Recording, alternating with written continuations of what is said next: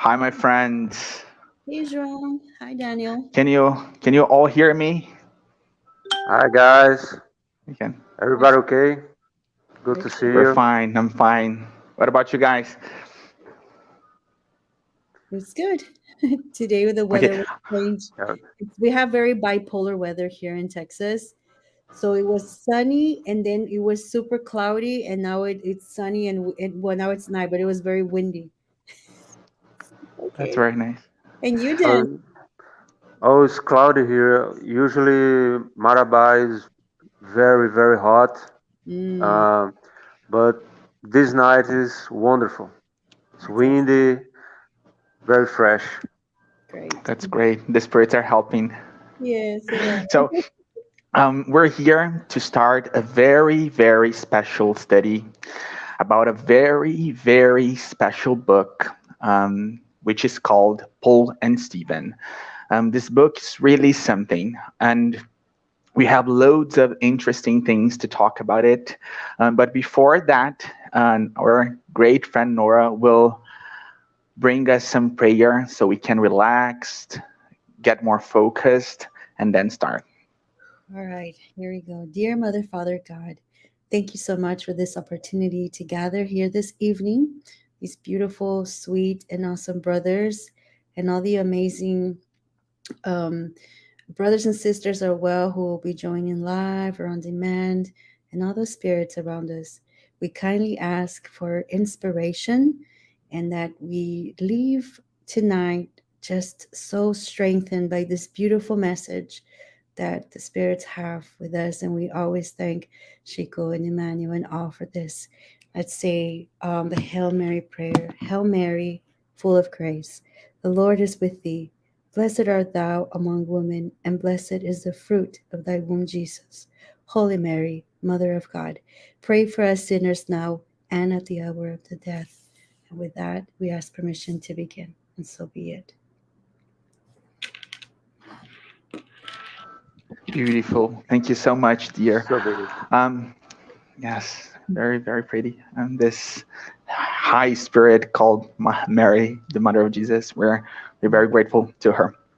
If you know, So we're in the back, guys. When I was at the volunteer at the refugee camp, one of the teenagers made this beautiful painting of Mother Mary holding the earth. You can't see it, but yes, very powerful. this is beautiful. This is so beautiful. Wow. So we're gonna be here every Saturday. Um, this study will be conducted by me and these two great friends that are here, Daniel and Norah. This book, again, is a really important book for the Spiritist movement and for Spiritism as a whole doctrine. Before we start talking properly about this book, I do think that it's interesting for us to talk a little bit about Chico Xavier because not everybody may know, but this is a psychographed book. This book was psychographed by Chico, and it was dictated by a spirit called Emmanuel, who is Chico Xavier, spiritual mentor. So this is the team involved in this amazing work of art. Um, Chico Xavier is a Brazilian medium. I think that everybody who calls themselves a spiritist knows Chico. He's very important for Spiritism.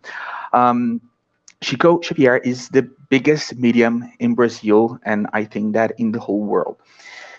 He was born in 1910, um, and now we can trace a historical panorama about what he was, what it was like when he was born. He was born in a very small city in Brazil called Pedro in a state called Minas Gerais, which is actually a very big state here in Brazil, a very central and important state for the country. But Chico was born in a very tiny town in the interior. Chico Xavier had a really tough life. His life was not easy at all. He lost his mom at the age when he was 5 years old, and they were really attached to each other. She was really important to him. He used to tell friends that they were always praying together as son and mother. He was always touching her hair. He was always preferring to play with her instead of playing with other children because he felt that he would lose her at a very young age. So this is was this was one of the first huge obstacles that Chico had to face even while he was a child. He lost his mom when he was 5. Then he was raised for 2 years by a godmother of his called Rita. And this lady was not an easy person. She used to beat Chico every single day, and she used to hurt him with a fork on his stomach. So as we've seen, Chico Xavier's obstacles began really, really early in his life. He always could see spirits since he was a little boy, and there are loads of stories about that. Norah knows that, and Daniel knows as well. Norah helped me with a couple of them. Um, he could always see spirits, talk to them, listen to spirits. He could always have this really substantial contact with spirits. And because of that, when Chico was a teenager, his father thought he was losing his sanity. Yes, and his father tried to commit him to a psychiatric hospital. That didn't work his father couldn't do that because a priest that really liked Chico helped Chico getting a job and getting more distant from his family and especially his father. But because of that, and for having started at a very young age, working that hard, and Chico used to work all day long, even being a child, and it was very cold there. So he started having his first health problems. Um, I took some notes here.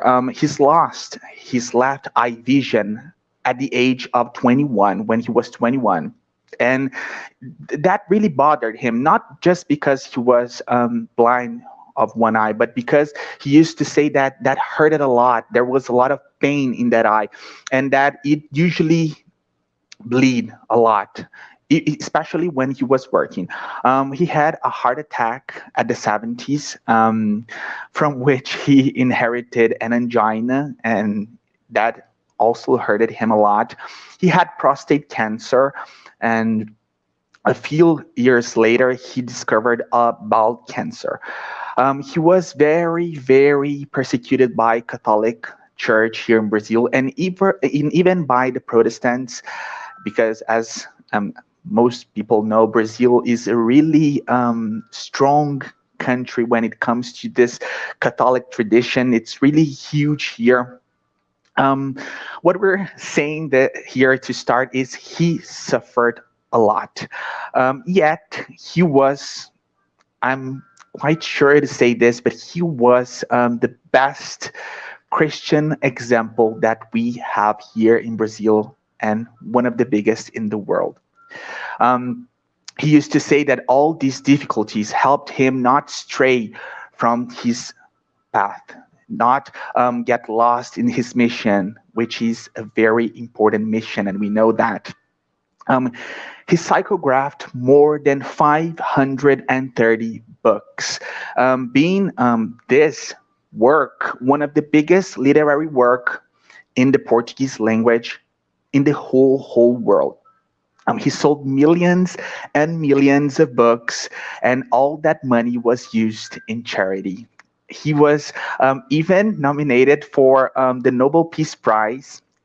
So he is huge. This is the man that psychographed this book that we're going to talk about tonight. This amazing book, psychographed by this amazing man and dictated by a very, very important spirit. So we enter the preface of the book. The preface is called the preface. We have a couple of psychograph books from Chico that have a nice title preface names. Um, the preface was written by Emmanuel on July 8, 1941. So again, a very important date so we can set and localize this book in history. And since there are loads of books about Paul of Tarsus, we could ask why another one? Why produce another work about the apostle to the Gentiles? This is the first question that Emmanuel brings for us in the preface. Why? Why does this book exist? And I think it's important to say exactly what he told us.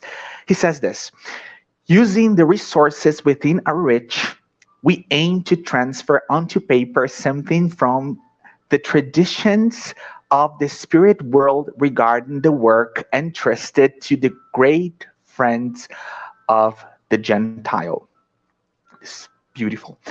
So right from the beginning, we see that this book has more details than we'd heard before from the common tradition about Paul of Tarsus, because those details were brought for us from the spiritual plane. Um, this book is here in Brazil is known in the Spiritist movement as the Spiritist Acts of the Apostles, referring to the Bible. The book's main purpose is to present the figure of the faithful worker in his true character as a man transformed by Jesus Christ and mindful of his divine ministry. This is really pretty.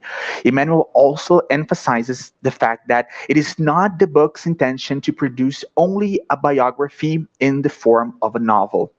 And when we see the physical form of this book, we see that it is huge. It is really it's a really big book. The book's highest and most sincere desire is to call, this is Emmanuel saying, is to call to mind the harsh struggles and bitter testimonies of this extraordinary soul who rose above human struggles in an incessant effort to follow the steps of our master Jesus. This is very pretty. Um, Emmanuel says that everywhere there is a tendency toward idleness and displays of least effort. And we do know that that's not what Paul of Tarsus is about. Churches and devotees give themselves joyfully to accommodating situations, preferred materialistic rules and pleasures, unfortunately. And that is why they're recalling Paul of Tarsus' example. And that is why we are here as well. Emmanuel says that most people think of the apostle to the Gentiles in two ways, and this is really important, and it's really it's a really modern that we can a modern perspective that we can see even today. He brings us this: to some, Paul of Tarsus was a predestined saint to whom Jesus appeared in a mechanical maneuver of grace. And it's really interesting because a couple of days ago I've heard a friend saying exactly this, saying that he did not found much justice in reading this book because Jesus appeared to Paul of Tarsus.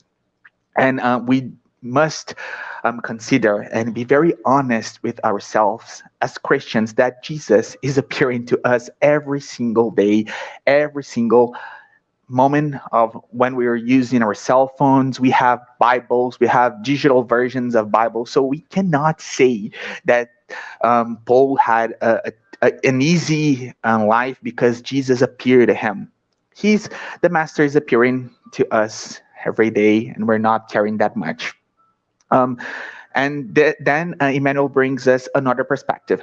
To others, he was an arbitrary mind, domineering and strict, prone to strife with his fellow man with almost ruthless vanity. And this is another interesting perspective because when we talk, I've had loads of talks about this book here in Brazil. I do see that there are people that think, no, Paul is not a nice person. He was not a nice person at all. That is why it's really important to finish the book, because in the second part of his life we're going to see a much different person. Um, and the thing is that this book does not confine him within any of these two extremes. And the book does want to remember that Paul received the holy gift of the glorious vision of the Master at the gates of Damascus. But this book really does not forget Jesus' declaration regarding the suffering that awaited him for the love of Christ. And we really will see this in this book. His life was not easy. And it's interesting because we became here today. We began talking about Chico Xavier and how tough his life was. And we can, when we look to the gospel, to those amazing books, we see that most apostles and faithful disciples had really difficult lives. Um, there's something here in the book that I want to read exactly like Emmanuel said. So I'm gonna read a little part here to you guys. I don't want to take that much of time, but this is really important. This is still in the preface. If the figure of Paul appears to be greater in our eyes, it is because he hearkened to the call, repented, denied himself, took up his cross, and followed Christ to the end of his work on the earth. Amid persecution, infirmities, derision, mockery, disillusionment, desertions, stonings, beatings, and imprisonment, Paul of Tarsus was a courageous and sincere man walking in the darkness of the world to meet the Master who made himself heard at the crossroads of his life.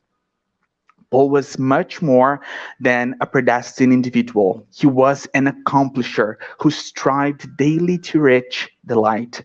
The Master calls him from his realm of immortal radiance. Paul fumbles in the darkness of human experience and replies, Lord, what would you have me do? Between Jesus and him, there was an abscess which the apostle crossed over in decades of ongoing redemptive struggle. Our object is to demonstrate this struggle as an example of how much effort we must put into our own endeavor to meet Jesus. This is so, so beautiful, very, very emotional. Um, Another really important thing to say about this book, and the preface brings this for us, is that this book really acknowledges the fact that Paul of Tarsus would not have been able to do all the things he has done alone. Without Stephen, there would be no Paul of Tarsus. And without Chico Xavier's amazing psychography, we would not know how much Stephen influenced the Pauline experience. Their lives were bonded by this really interesting, a couple of times mysterious and impressive ways. I'm almost done, guys. This book also is a confirmation of the law of working together. And this is going to be very pretty. We're going to see loads of apostles here, loads of other friends that we haven't heard from the Bible. This is really interesting. And here we must remember that Jesus himself looked for the company of 12 helpers in order to undertake the world's renewal. Emmanuel, before finishing the preface, also tells us that the book was written by a spirit for those who live in spirit. It's very pretty. He finishes the preface saying that they hope that the great convert example may enlighten our minds so that we may understand how much we need to work and suffer for the love of Jesus Christ. And that's how the preface is ended. Then we enter the first part of the book. The book has more than one part. So now we enter part one, chapter one, that has a really nice title, and that's what it is: Afflicted Hearts. That's the first title, chapter one. Then, when we start reading the book properly, what was happening there, this book brings us a nice picture for us to imagine of an empty street in the center of the famous city of Corinth. We've seen bunches of example and texts about the city, even in the Bible. It's a very important city for this primitive gospel experience. The book really emphasizes the emptiness of the street to tell us that the reason for that. Um, is that after a century of deplorable neglect following its destruction by Miami, one could no longer find the Hellenic spirit in all its ancient purity within its walls. So the city was really transformed. The book tells us that Corinth had been transformed into an important colony of Romans. So the city had been like totally transformed into a meeting place for all those seeking adventure. The city was really different from what it was before, and we're gonna see how these Roman soldiers were acting. And now I'm gonna pass the word to our great friend Daniel.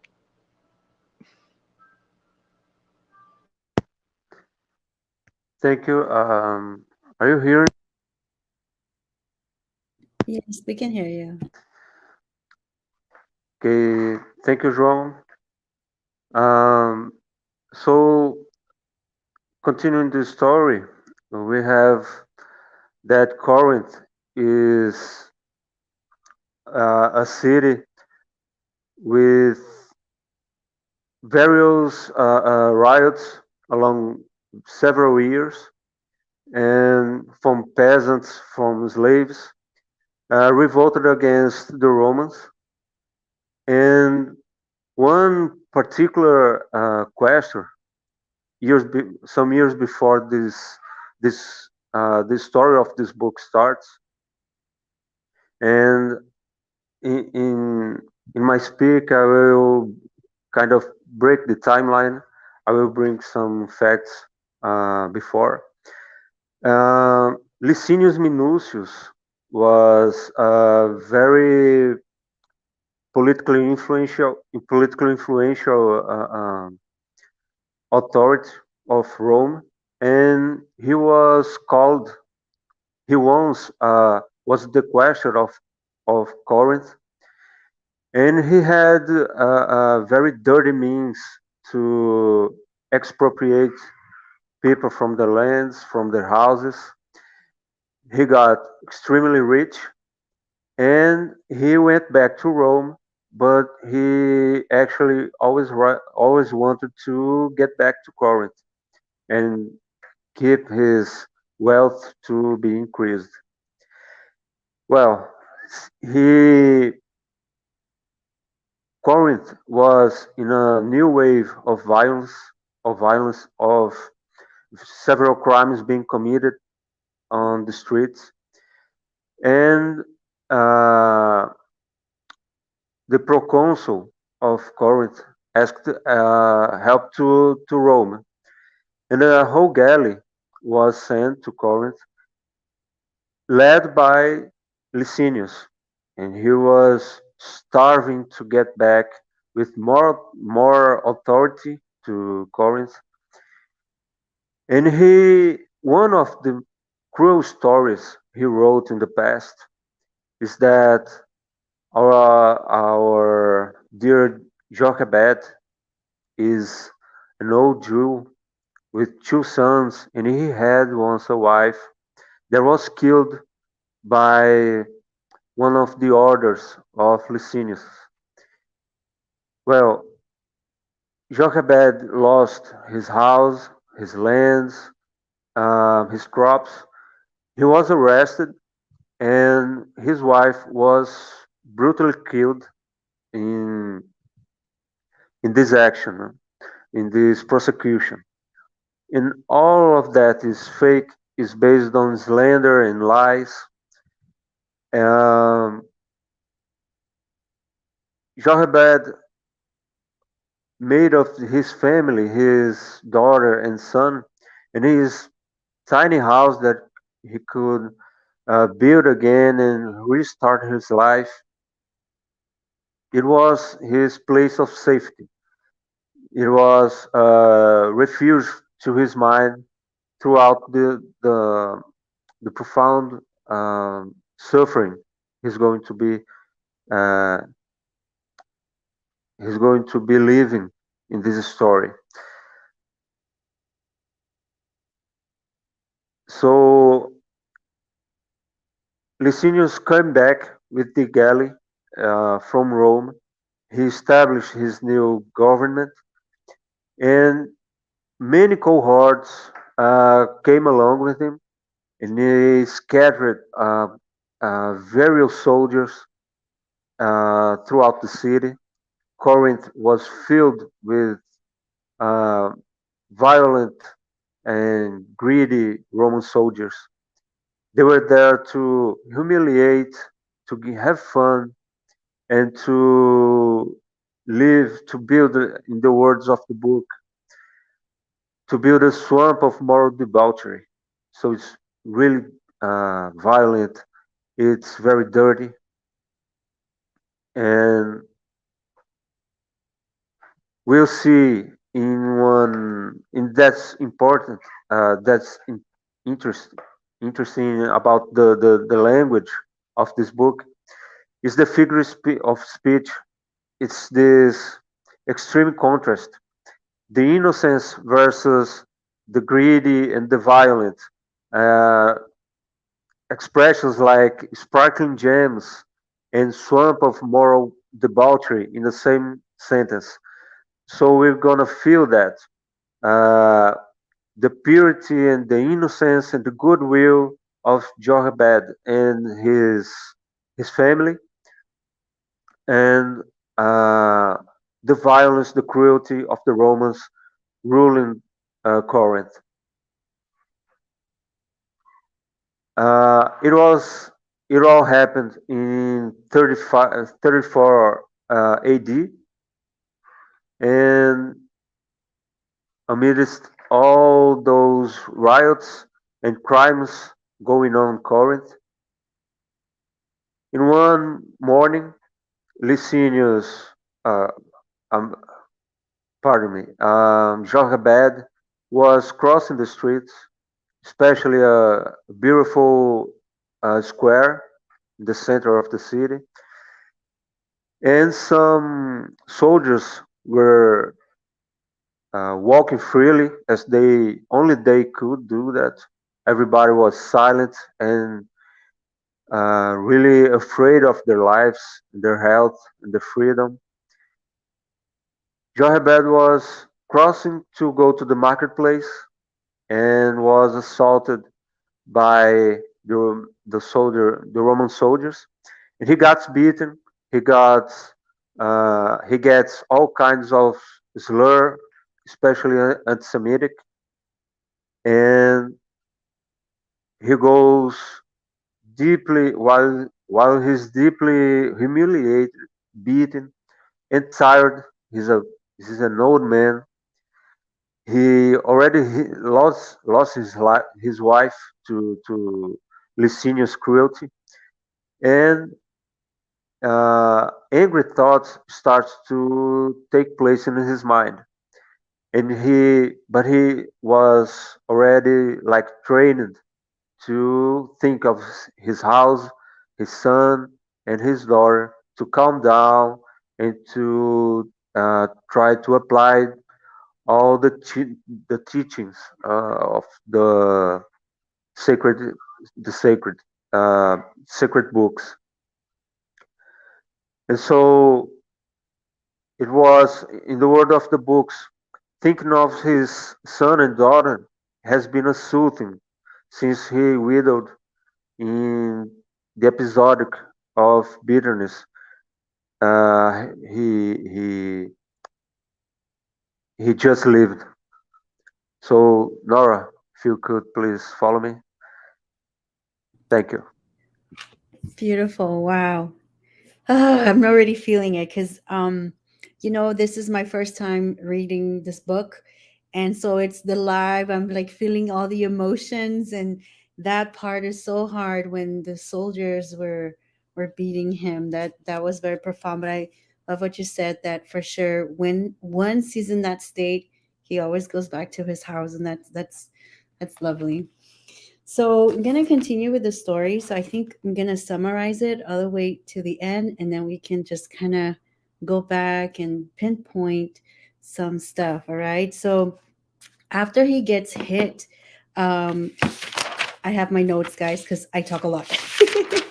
After he gets hit, once shaken by that, he goes on and eats.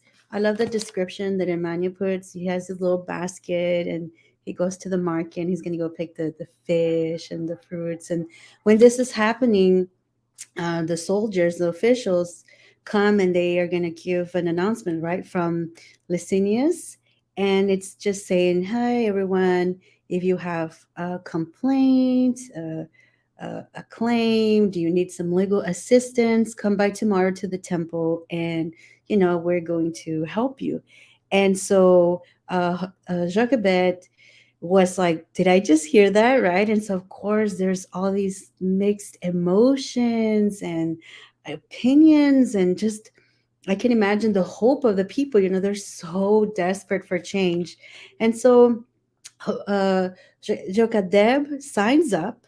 And so he takes off and he says, I'm going to take the long way to avoid another little group of soldiers. And unfortunately, his plan didn't quite work as he wanted to, because in the first time that they hit him, it was because he didn't speak up, right? Well, how dare you not say anything? So now he's like, I don't, should I say something? Should I stay quiet? He's like, you know what? I better say something so that they don't hit me. So he goes right up to the soldiers and he creates, and they're like, who do you think they are? And they hit him really hard, so hard that he starts to bleed. And even though they saw that he was an older man, I can imagine how he must have pleaded for his life. They didn't care. They really, really, really hit him. So of course he has the strength and he goes home after all of that. And it's a beautiful description of, as he's getting home, he's seeing the again, like his son and the long view right there. And as he gets closer, of course, uh the names, excuse us, I think it's just Giselle, right? So his son Giselle come to greet him, and Abigail, and they're like, oh my gosh, Dad, what's going on? What's happened to you? Like, you're all bleeding. And so he tells them the story. And it's interesting, because he had a really difficult time with all of this. And like Daniel was saying, all the contrasts that were happening, like when they were hitting him, he had a choice between, it said here, following the law of God, thou shalt not kill, versus the voice of the prophets, right? The tooth by tooth kind of thing. And so, he comes up to his children, which were also kind of that contrast, because they're describing this light, this peace. And he's telling them, you know what, tomorrow we need to go. I'm going to go to the temple because, this Licinius says that if we have a complaint, we might get a chance to get our land back. And his son, Giselle, says, Dad, are you sure? Are you thinking this through? Is this really the best way for you to go? And Giselle is very wise, and he comes up with lots and lots of beautiful reasons. And even that way, um, Jacques, Jacques Deb insists that he's going to go the following day. So that is the story up to where we're at. But of course, when we break down, there's certain things that happen. And I think that one of the first things that we could probably talk about is the soldiers hitting him, because Emmanuel puts it there for us, like right in front. It was descriptive. And as a reading teacher, I always say, if someone makes it a point to describe something, they're probably telling us to stop. Okay, pause. And one of the first signs, of course, is just the cruelty. It's absolutely wrong. No matter how we look at this, even before we kind of break it apart, it doesn't make it right, no matter what it is. So we know that that's a reminder that we don't want to live in a society that has this kind of structure, right? The soldiers saying, we'll just take justice in our own hands, and giving him derogatory comments like, away with you, you cur, or your dog. We usually say your dog here, right? Like, that's not the way we want to be in that community. And it's kind of like telling us, hey, pay attention and to your where you're at. And I think we've done a great job as a collective, and especially with COVID, I feel like we've raised those vibrations. And please, guys, feel free to interrupt, right? So that has already changed a lot. But we can even think about this in our own way, like, um, and what if we were to say every day is like we meet soldiers in our life? It could be people who give us difficulties, it could be the hardships, right? And we stop and we have that choice. And we have to give Jacques Depp a shout out because he didn't do anything back to the soldiers. And this guy, this reminded me, guys, of Martin Luther King Jr.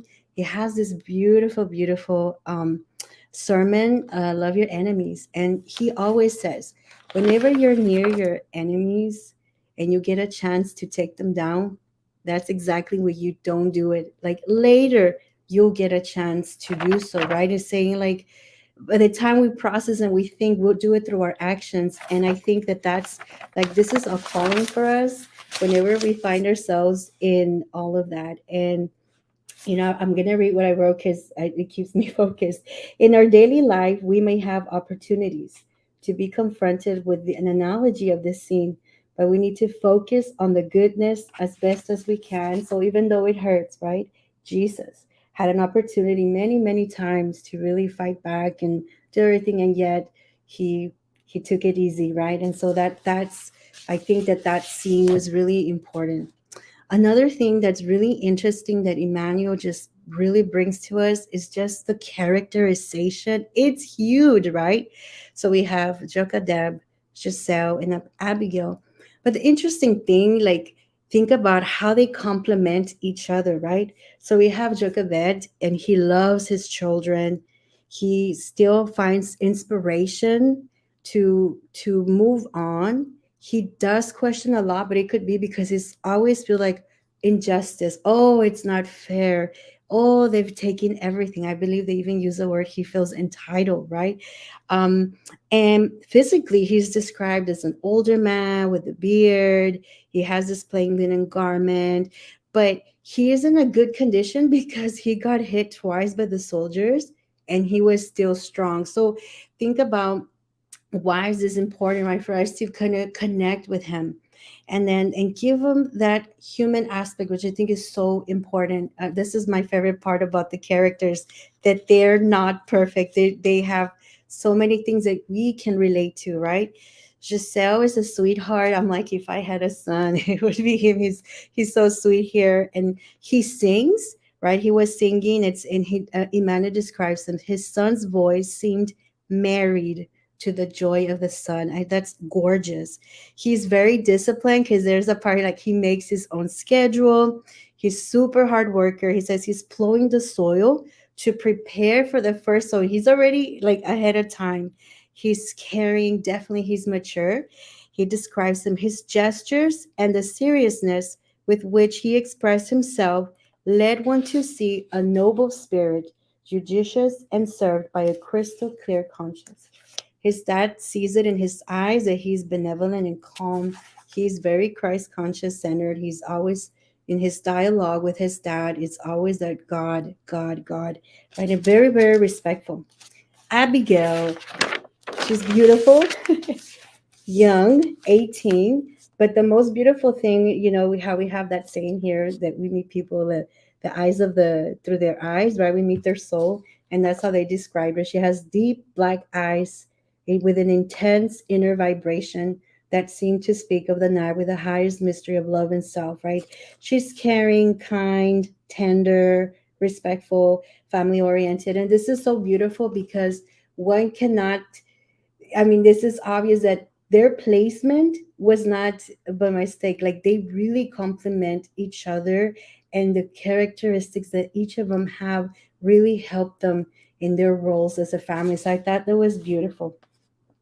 But I asked this question as I was reading this again. This is my first time, so I'm like, whoa. Does Jochebed hint consciousness like several times? And I have to go back to Daniel because constantly it keeps going back and forth. And I think that's the way that Emmanuel is teaching us about this consciousness that we develop, right? And there's three scenes that he does this when he is hit, when he's listening to his son's song and in the conversation with his son. When he is hitting, he says, he felt in his heart the old word of the law, you shall not kill, versus the voice of the prophets, an eye for an eye, a tooth for a tooth. So there we see again him having the, like I always see, like, you know how you see the modern version, the little devil and the little angel, right? So he's just going back and forth. But that's good though. That's good. The second thing is when his son was singing, he says that the generous verses spoke of love of the land and the constant watch care of God. And he felt that song. Like how many times if we connect to a song, it made an impact on us. So we did Pero, right? In Spanish, my Spanish is coming out. But he says, nevertheless, the flood of cruel persecution was there, dropping from his venerable beard upon his white tunic. That contrast again. He has the song is in, but that blood on him is so strong. He's really having a hard time. And the third, with that conversation with his son, the whole dialogue was him going back and forth. And even though his son it was saying, but even he himself, he acknowledged something because he says that he was like, well, aren't we supposed to do something about this, right? It's will we watch defenseless the up front of our most sacred possessions? My heart revolts against these hateful crimes that strike us with impunity. So his heart was in the right place, right? But then he keeps going, justice must be done. So we see this pull, like he's there, but there's something there. So I think it was very powerful. Another interesting thing that I asked myself, it's like, how does this historical context that Giselle brings really, what does that create? It's almost like, is he trying to create a conflict or a resolution, right? Because when this is almost like this father son dynamic that is happening, and what does this mean to all of us? Like, what can we learn, right? Because Giselle doesn't seem to pull back. He does, but he doesn't. And I really think that Giselle reminds his father that of those other civilizations, right? Of like when the his people were going through the desert for the 40 years with Moses from the Bible, and he says, "But they came through. There's a purpose for all that suffering, Dad. Come on, right?" And we know, like, even though it might seem that there is this conflict between a father and a son, maybe this is precisely the conflict that is brought to bring a solution, right? It's interesting because the resolution is not just the moral of the story that we always look for, but it's that if Jochebed follows the advice from his son, probably many of the upcoming events could have been lessened. And just that dynamic of him insisting, sometimes we don't think conflict is a solution, but it is, because they're still working in that relationship. And the last thing, guys, I promise that's it. What can we learn? I always tell my students, I'm a reading teacher. Okay. You can fucking, that's why I have to write notes, guys. Because if not, I keep going. But if we don't connect our reading to us, it's like our brains, they won't. So I always ask myself at the end of whatever I read, what can I learn from this? And I want to gear this towards this family interaction, this family dynamic from these pages that we have read. And it's an evidence, right, that having God at the center of this conversation is enough to shift decisions that otherwise might lead directly into different spots, right? While coming into agreement is so far not apparent within this family, when we look more closely, there is this union which leads us once again to see that this family is a plan of God, right? It is not by chance that the polarities between them are still strong, but it confirms Giselle's words. Israel may recognize her divine mission amid the most atrocious suffering. So, if we find our place within our family and our relationships, this suffering it unveils to our freedom, right? That's like one of our missions, just like Israel. I thought that was beautiful. And to end this, we need to go back to Paul, 1 Corinthians 13:13. It says, and now these three remain: faith, hope, and love. But the greatest of this is love.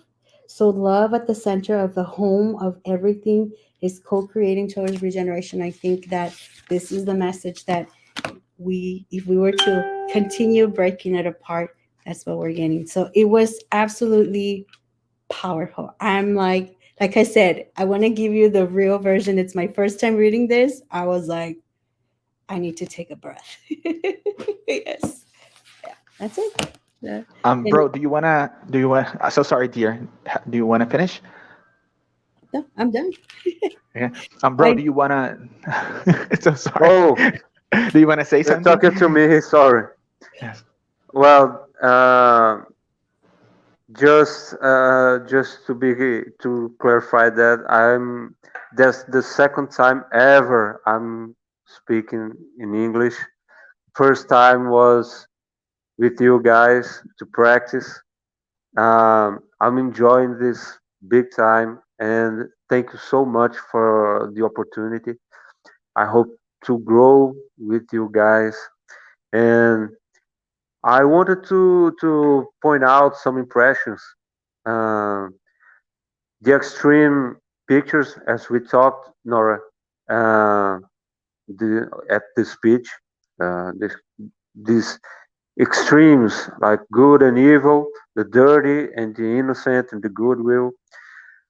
It refers to extreme situations that the characters live in this story.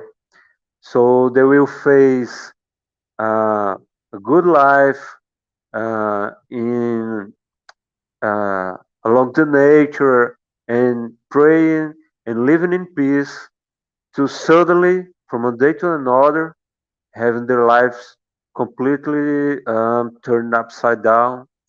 And I think this is the reason that Emmanuel and Chico chose this extreme language, okay, this extreme speech.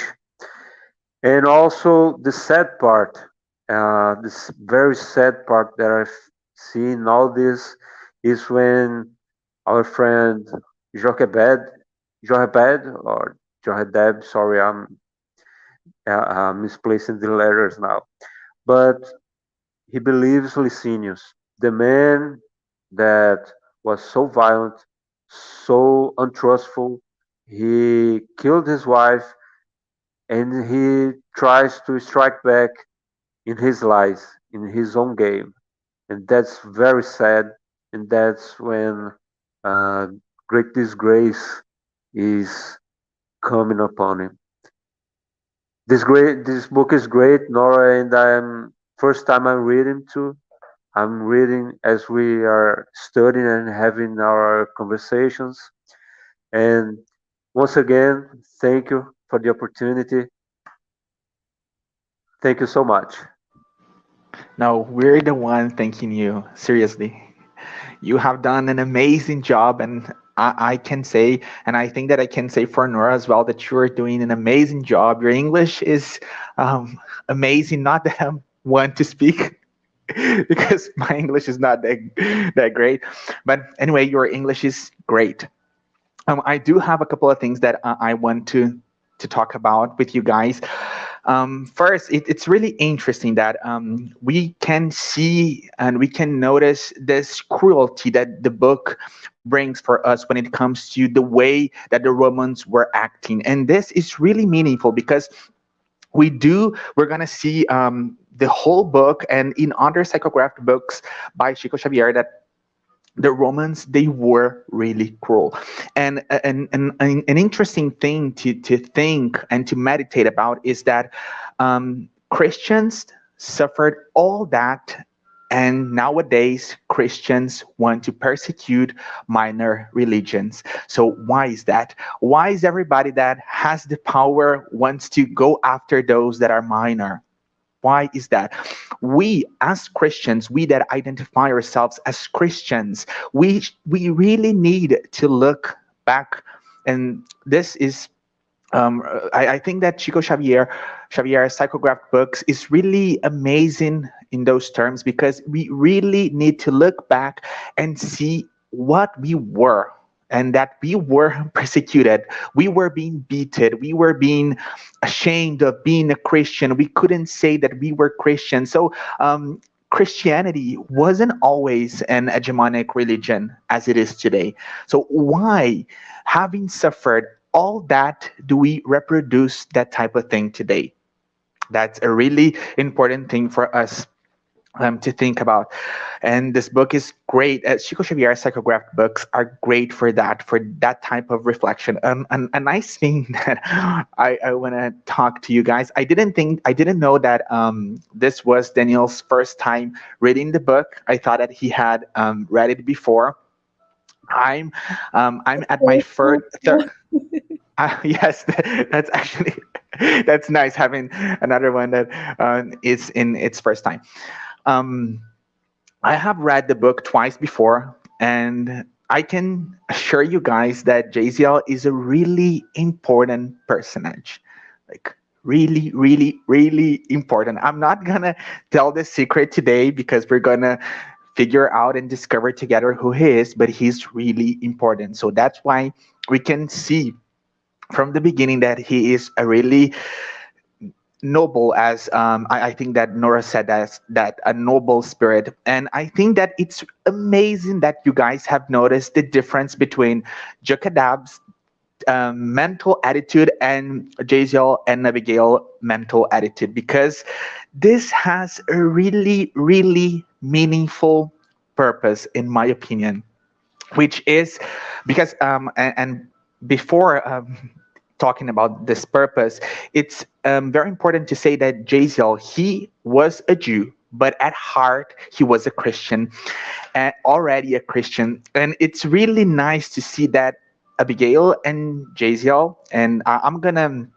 say that already, they will become Christians, because they really connect to the Christ. And it's really interesting. And I think the book is impressive to build this without saying it, because the book brings us what the Mosaic law means and what the Christian law means. And Nora, it was amazing that you finished with that sentence, because Christianity is all about love. And that's what we're seeing in Jaziel and Abigail. They are all about love. They are Christians at heart, and that is why we can see this huge difference between the characters. Because as Nora pointed, we see Jekadab like, yes, the law says that we shouldn't seek for vengeance, but at the same time, he's seeking in that same law a way to be a vindictive person. Why is that? And it's beautiful because we do see that Jesus Christ is this amazing love upheaval that changed the world forever. And we see two Christians here that they, at this point of the book, they don't know yet that they are Christians, but they are a beautiful example of Christianity. And it's really interesting because I do think that Chico Xavier's books, and we've talked about that while we are going through Andre Luis books as well, another amazing spiritual author. We see that it's not about religion. It's not about saying that you are a Christian. It's about behaving like one. And we're seeing here Jaziel and Abigail behaving like one, talking like one, having a heart of one that we can call a Christian. So I think that those things that you guys pointed, they are really amazing, and I feel very happy that you guys, at your first time reading the book, have felt like that, have brought this type of perceptive, because I think it really is about that. And we are getting 15 pages. It's not that much, but we can see the amount of knowledges and teachings that this book brings us. Dear, do you wanna say something? I do want to give some credit to Jakadeb because we cannot see.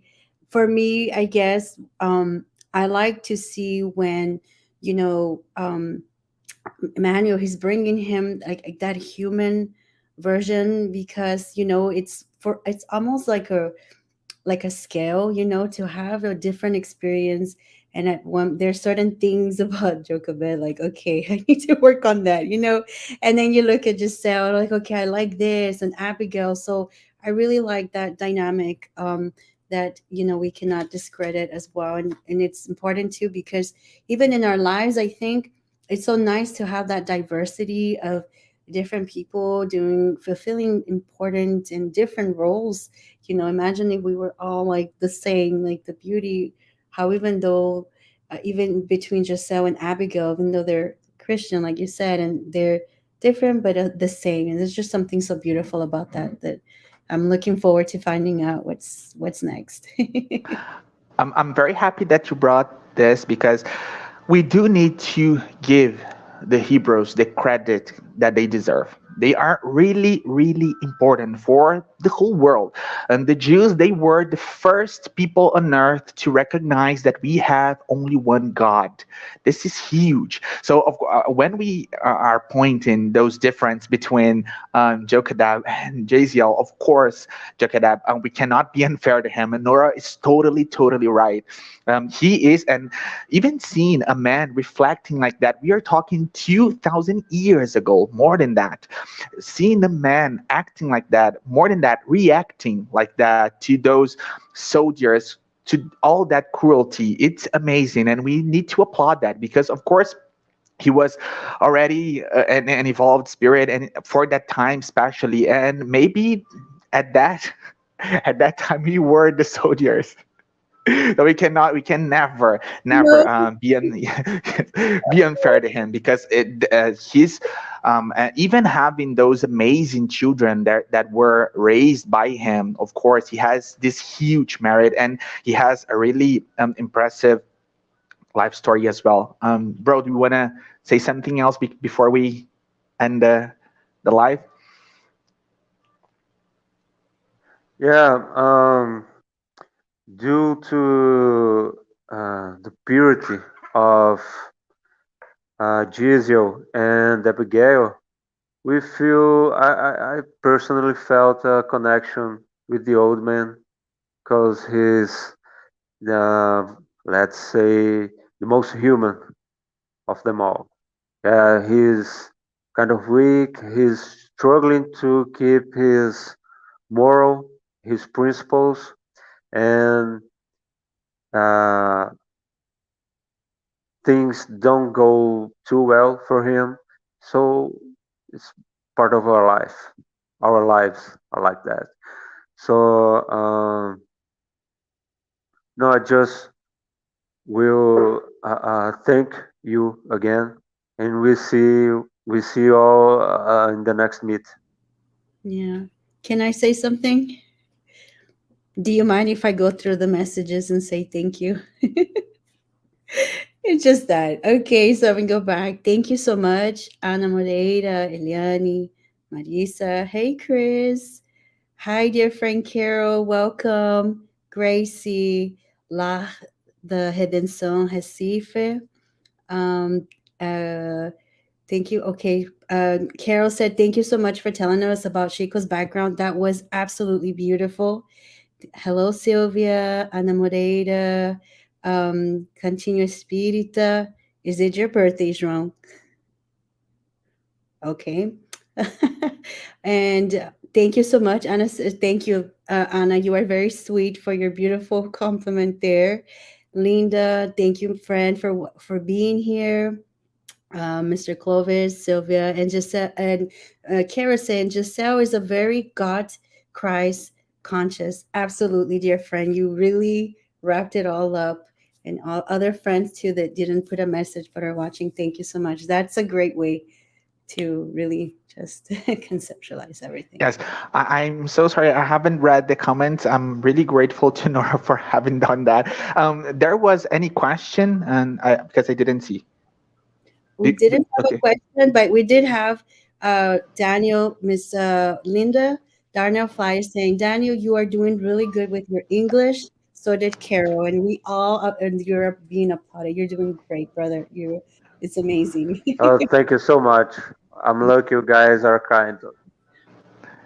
Um, No, it's not kindness. It's the truth. it's the Um, truth. Yes. Yes. We So have a crew background helping us. We do. My wife Anna, Um, thank you. yes, hey, Anna. yes. Anna actually helped us a lot with the study. She has been amazing, supporting us. We are really grateful to her and to this other friend that you called Gracie. And it's really interesting because we have loads of friends that call her with loads of ways, loads of different ways. Yeah, And I think it's really interesting that here in English we can all call her Gracie. It would be Oh it would my be God, nice. Gracie. Yes, Yeah, Gracie. don't say it like that. Yes, they have really supported us, as have our friend Rafael, Vanessa. Everybody has been really, really important in all this Yeah, support environment. So I want to thank you, my two great friends, for having accepted this invitation to talk about this book, which is a really important book for me and for the whole spiritist movement. This, and it's nice to say again that this book was one of Chico Xavier's favorite books. This is really important and shows how important this book is. I'm really grateful to everybody that has been here with us till now, and we're very, very grateful for everybody that are accompanying and posting comments there. It's really nice of yeah. you guys. We have reached our time here. I just want to say thank you, to thank spirituality, expressing our gratitude here because we do know that they are helping us. Thank you guys one more time. I'm gonna close the live saying thank you so much. Bye, until guys. next time. See you Bye. next See you week. guys next Saturday.